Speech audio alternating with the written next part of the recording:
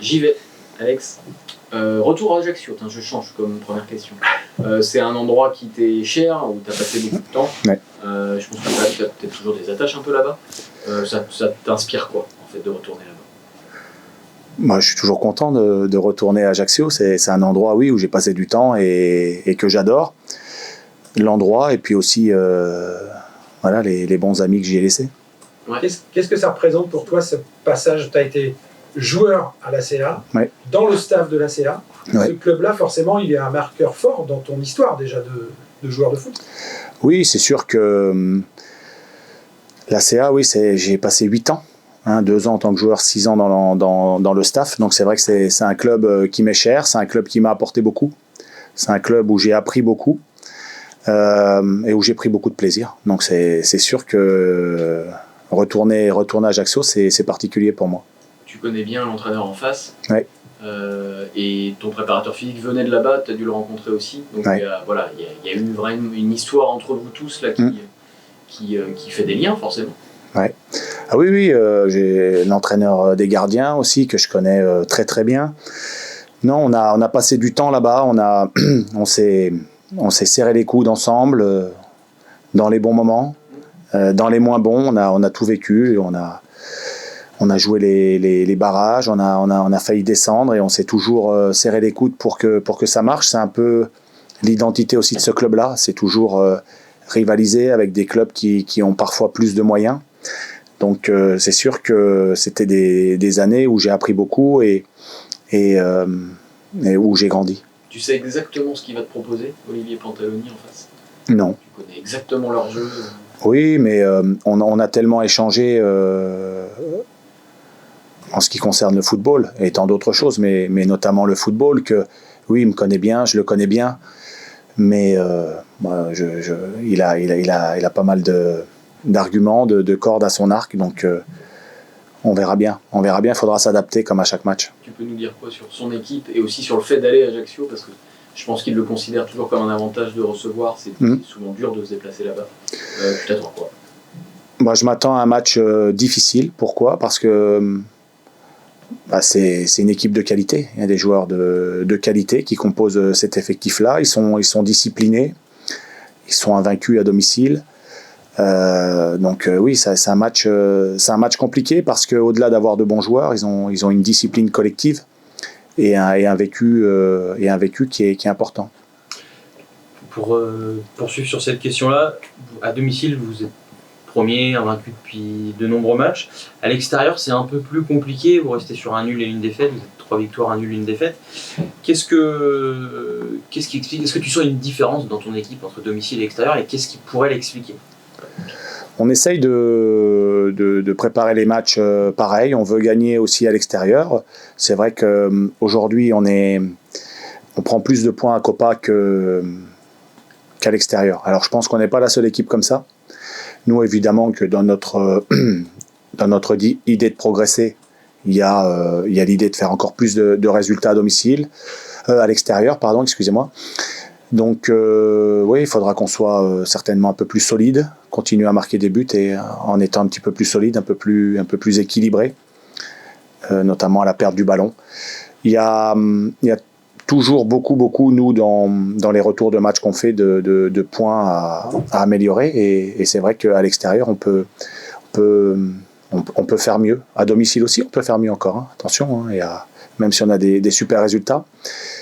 Mais à l'extérieur, c'est sûr que c'est aussi l'une de nos envies, d'être encore meilleur. C'est un problème de confiance, mais on sent quand même, Pau, Rodez l'a un peu montré, c'est quand même des lieux où vous êtes peut-être un peu plus fébrile. En tout cas, la fébrilité peut vous gagner plus facilement à l'extérieur. C'est dû au fait que vous n'êtes pas dans votre environnement habituel. C'est dû à quoi? Ou je me trompe peut-être dans l'analyse, mais on sent que vous avez un peu de dérive. La fébrilité, je ne sais pas. Je pense qu'on doit mieux lire les matchs encore à l'extérieur. On doit être peut-être plus patient parfois. Voilà, cette idée de jouer, c'est bien, mais il faut aussi être capable de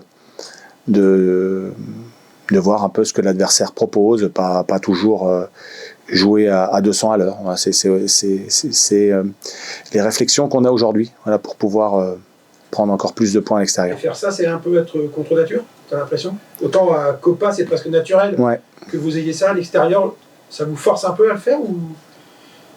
Non. Dans les idées de jeu, ça reste très très très très proche. Voilà, à l'extérieur aujourd'hui, on n'a pas réussi à être suffisamment solide, je pense, parce qu'on a marqué des buts. Il faudrait qu'on en prenne un petit peu moins, et à partir de là, ça sera plus facile. Et le contexte? On parle de Pau, on parle de Rodez, il y a eu QI, Dunkerque, des stades totalement différents auxquels vous n'êtes pas forcément habitués, vous qui venez de Ligue 1. Est-ce que ça peut rentrer en compte? Ça peut rentrer en compte, effectivement, sauf qu'on a perdu Laval et Rodez, on a gagné QRM et Dunkerque, qui étaient des stades qu'on ne connaissait pas bien. Donc je pense qu'il n'y a pas forcément d'explication sûre et définitive. Alors, en tout cas, nous, on s'interroge. Tu sens que les adversaires vous jouent un peu différemment avec la série dans laquelle vous êtes là? Vous regardez un peu différemment, vous préparez un peu différemment? Je sais pas. Moi, très honnêtement, je sais pas.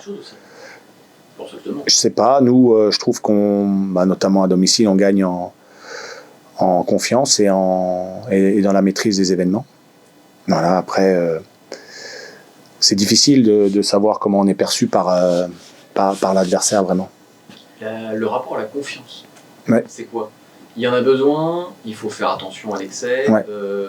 Comment tu évalues ça, comment tu doses ça aussi, sachant que Yann le disait, ça change un joueur, ça change une équipe, d'avoir confiance, de ne pas être pollué par des doutes. Oui, c'est sûr que la confiance, se dire qu'on peut gagner très régulièrement, ça fait un bien fou. On ne l'avait pas l'année dernière, et les équipes qui sont dans une dynamique difficile, on le voit même avec des très grands joueurs. Mais la confiance, c'est à double tranchant. Et la confiance, c'est bien, mais trop de confiance, ça peut être un problème. Donc on est toujours sur le fil entre se servir de cette confiance-là qui est indispensable, mais si on n'est pas suffisamment vigilant, si on n'a pas le juste équilibre entre la bonne confiance et trop de confiance, on peut être en difficulté. Et ça fait longtemps est-ce que tu penses que l'ambition qu'on sent grandir victoire après victoire chez tes joueurs est un peu un garde-fou par rapport à ça? Parce que évidemment que pour assumer cette ambition, il faut des résultats, et pour avoir des résultats, la confiance ne suffit pas. Il faut mettre les ingrédients, ce que tu répètes souvent. Du coup, peut-être que si vous voulez assumer ce vers quoi vous voulez aller, l'objectif qui est le vôtre, en fait, peu importe la confiance, il faut simplement répéter les matchs qu'ils font, quoi. Oui, non, mais ça c'est sûr. La confiance, l'ambition, ça fait partie des mots qu'on utilise souvent dans le sport de haut niveau, mais il y a aussi la remise en cause, très important, la vigilance, le stress aussi, le stress nécessaire avant les rencontres. Voilà, trop, c'est pas bien. Pas assez non plus, donc c'est toujours une histoire d'équilibre. Toujours une histoire d'équilibre. Quand on a dans des bonnes périodes comme les nôtres, il faut toujours remettre en cause ce qu'on fait et mettre en éveil les joueurs. Et puis quand on a des séries un peu plus difficiles, c'est essayer de trouver les bons leviers pour retrouver de la confiance et redonner de l'allant à tout le monde. Donc on est toujours un peu sur le fil quand on manage une équipe pro. Et là, du coup, en l'occurrence actuellement, comment tu t'y prends pour rester du bon côté? C'est quoi? C'est après une victoire contre Caen, quand on gagne 3-0, on montre ce qui a été moins bien? On essaye d'être quand même juste, donc montrer ce qui a été bien, aussi montrer ce qu'on doit faire, soit de manière collective, soit en individuel ou par ligne. Et puis on se projette sur le match d'Ajaccio. Il suffit d'énoncer le parcours d'Ajaccio à domicile depuis le début de saison pour savoir que ça va être un match de haut niveau. Donc rien que d'exposer ces faits-là, ça doit mettre les joueurs en éveil et devant leurs responsabilités. Sur ce qu'il se passe dans le championnat en ce moment, c'est-à-dire les équipes qui étaient annoncées favoris, qui finalement il n'y en a pas beaucoup qui se retrouvent en haut. Ouais. Vous avez abordé différemment. Enfin, quelle est la différence entre vous et ces équipes-là finalement aujourd'hui? On a un peu plus de points. Nous, ça a été tellement dur qu'on tombait de Ligue 1, mais on était.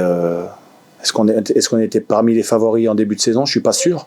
ça avait été tellement dur depuis 18 mois que nous, ça a été tellement dur qu'on s'est construit, comme je le dis régulièrement, hein, dans la difficulté. Et ça nous permet aussi d'aborder ce championnat-là sans aucun a priori, favorable ou défavorable. Nous, on essaye de se battre pour prendre des points, être à la hauteur. Et puis, on est en haut depuis quelques journées maintenant et on a envie d'y rester. Mais c'est vrai que notre parcours-là nous donne de l'humilité parce que on descend de Ligue 1, mais ça a été vraiment très, très, très difficile et on ne s'est pas montré à notre avantage. Donc aujourd'hui, on a envie de montrer l'inverse, quoi. Ça vous permet de mieux apprécier aussi. Est-ce que toi, tu sens ça qu'a vécu la saison dernière, ouais. Les joueurs qui étaient là par le passé, Yann, Pierrick, il y en a quand même plusieurs, tu sens que ça ajoute un peu aussi au plaisir et à l'émulation de cette série de résultats, de retrouver un peu de sourire et de compétitivité, quoi. Ouais, bien sûr. Oui, la victoire, il faut la savourer. Alors on rebascule vite, hein, parce qu'il y a beaucoup de matchs, mais l'idée c'est vraiment de savourer tous ces moments-là. Quand on a gagné, qu'on peut profiter un peu avec le public, avec les familles par la suite, ça fait un bien fou, parce que l'année dernière on a manqué de ça. Donc c'est sûr que on a tellement été privé l'année dernière que gagner c'est important, et puis c'est tellement bon qu'on a envie que ça continue, quoi. À domicile notamment, tu sens que c'est un plaisir particulier, d'enchaîner les victoires. Ouais, parce qu'à Copa c'était pas évident non plus, puisqu'à Copa l'année dernière on a perdu énormément de matchs, on n'a pas gagné tant que ça. Alors réussir à reconquérir les gens petit à petit, pour nous c'est aussi une grande victoire. Je prolonge un peu la question de tout à l'heure, ouais. Sur la différence entre domicile et extérieur. Ouais. Tu vois une différence au-delà de la solidité défensive, je sais pas, dans l'efficacité par exemple.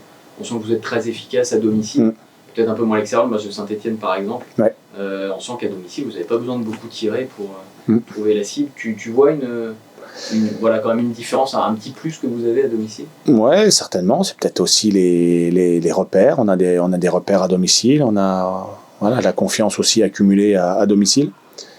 Mais je pense qu'on peut le faire aussi à l'extérieur. Je pense qu'on a des garçons qui sont capables de le faire à l'extérieur. Nous, on cherche à jouer de la même manière à l'extérieur qu'à domicile. Ça, c'est aussi notre particularité. Ça nous a permis de gagner 3 fois. On a peut-être aussi perdu des matchs parce qu'on voulait peut-être trop attaquer, mais je pense que c'est pas une tare, c'est aussi ce qu'on a envie de faire. Mais à domicile, on arrive à avoir vraiment le juste équilibre, puisqu'on est aussi solide. Donc l'idée, ça va être de pouvoir faire ça aussi à l'extérieur. Niveau point fort, cette saison, il y a la paire des deux milieux défensifs, Pierrick Capel, Joseph Lopi. Est-ce que tu peux nous parler un peu de cette paire, ce que tu nous demandes, et ce que tu leur demandes, pardon, et ce que tu penses de leur association? Ce sont deux joueurs expérimentés, 2 joueurs qui sont des joueurs d'équipe, hein, qui donnent pour l'équipe. Donc ce sont des joueurs importants pour moi dans la compréhension du jeu aussi. On a cherché à mettre une formule qui leur va bien, parce que ce soit Joseph et Pierrick ont des profils de relayeurs. Donc on essaye d'avoir la bonne association pour jouer, pour réussir à ressortir les ballons et puis garder l'équilibre. Donc c'est ce que je leur demande, c'est d'être capable de défendre, d'attaquer tout en laissant l'équilibre à l'équipe, parce qu'ils sont importants, ils sont au cœur du jeu. Avec Joseph toujours un peu plus reculé et Pierrick qui se projette un peu plus, c'est ça ou c'est pas forcément une consigne? Oui, c'est ce que je préfère. Après, il n'y a rien de figé. Voilà. Ils peuvent aussi, dans l'action, faire différemment, mais il faut toujours que les positions soient occupées. Donc c'est aussi important pour moi d'avoir des garçons intelligents, parce que ça fait partie des choses. Il faut qu'ils prennent l'information sur les adversaires, et puis aussi l'un par rapport à l'autre, parce que déséquilibrer l'adversaire, c'est l'objectif, mais nous, il faut qu'on reste à l'équilibre. Tu parles de garçons intelligents, c'est ce qui a favorisé leur complémentarité hyper rapide finalement. Oui. Je pense que le fait qu'ils aient été performants et complémentaires rapidement, oui, ça vient en grande partie de leur intelligence. Sur la série de matchs rapprochés, j'exclus un peu la coupe parce que sans doute que c'est un moment où tu pourras faire tourner, mais Ouais. sur les 3 en tout cas de championnat, c'est lequel le plus délicat à gérer en termes de turnover, enfin voilà. Est-ce que c'est celui-là ou est-ce que ce sera plutôt celui qui vient 3 jours après? Je considère qu'avec 5 jours de récupération, on a largement le temps de récupérer. Et après, c'est celui de Grenoble qui va arriver très très vite derrière. Parce qu'on va avoir des crassages, on va avoir veille de match et ça sera tout de suite sur Grenoble. Voilà, donc là, aujourd'hui, l'idée, c'est d'observer beaucoup les états de mes joueurs pour pouvoir voir s'ils ont récupéré à 100%, s'il y a des petits coups, s'il y a des problèmes, voilà. Donc on fait le bilan après toutes les séances, on observe et puis on verra en fonction de la récupération des uns et des autres. Ce qui est probable, c'est qu'à un moment donné, sur celui-là ou le suivant, il y a des temps de jeu un peu répartis, sans doute des têtes qui apparaissent. Ouais, soit au début, soit en cours de match, ouais. Soit au début, soit en cours de match, mais on verra en fonction de la récupération. Mais c'est vrai que 5 jours, c'est quand même c'est largement suffisant entre 2 matchs. Et par Nadj et Gaïa, encore l'intégralité de ton groupe? Ouais, il y a Marius Courcoul qui était revenu de sélection malade. Et là, ça va beaucoup mieux. Donc Gaïa et Marius Courcoul, ils sont en réa. Et puis il y a Noah Nadj qui est toujours en convalescence. Tu touches du bois sur cette grande santé de ton équipe qui compte très peu de blessés. Faut une part de réussite peut-être sur des chocs traumatiques, pas de bol, mais au niveau musculaire, on a l'impression que ça va. Sans doute que le boulot a été très bien fait en amont, mais c'est précieux ça quand même. Ouais, c'est important. On essaye de bien doser avec l'ensemble du staff et puis Tom frère qui est à la prépa physique. C'est vrai que c'est important. En début de saison, on a eu des pépins musculaires et puis aujourd'hui on en a de moins en moins. Donc c'est vrai, on touche du bois, mais certainement aussi dû à ce qu'il propose dans la charge de travail. Voilà, c'est pour ça. Donc comme toujours, on reste mesuré, mais c'est sûr qu'on est content de pouvoir compter sur le groupe dans son intégralité quasiment. Ouais, ça c'est sûr. Un petit point, Alexandre, tout le monde n'a pas avoir la chance d'y aller à Ajaccio. Ouais. Tu nous as parlé de l'ACA, parce que l'ACA c'est aussi la Corse. Ouais. C'est pas du tout tes origines, tes racines, tu viens de beaucoup plus haut toi. Ouais. Quel lien tu as avec cette île? Tu y as joué, tu y as travaillé. Ouais. C'est pas rien aussi, le lien qu'on peut avoir avec la Corse. Moi, avec la Corse, je suis arrivé. Moi, toujours mon idée, c'est de me fondre dans l'environnement. J'essaye de comprendre l'environnement tel qu'il fonctionne. J'essaye de m'intégrer au mieux. Et je dois dire, j'ai été super bien accueilli là-bas. Quand j'étais joueur, les 2 ans, ça a été très bien. Je suis revenu sur le continent quelques années. J'y suis reparti. Olivier a fait appel à moi. Donc moi j'ai toujours été très très bien accueilli là-bas. J'ai toujours donné le meilleur de moi-même, par rapport avec ma personnalité, et j'ai toujours été bien accompagné. J'ai appris beaucoup là-bas et donc j'en garde de très grands souvenirs.